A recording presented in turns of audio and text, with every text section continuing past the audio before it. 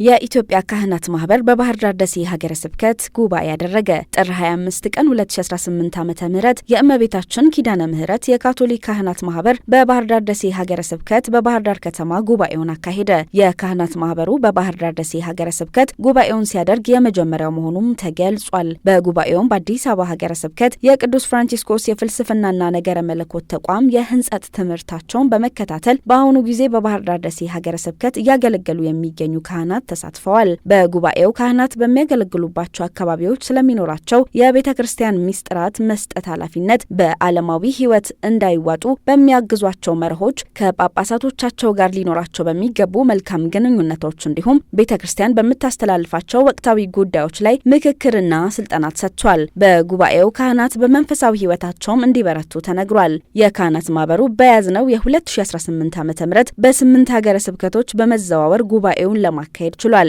የቅዱስ ፍራንቺስኮስ የፍልስፍናና ነገረ መለኮት ተቋም ከ1983 ዓ.ም ጀምሮ ከ400 በላይ ካህናትን ለማፍራት የቻለ ነው።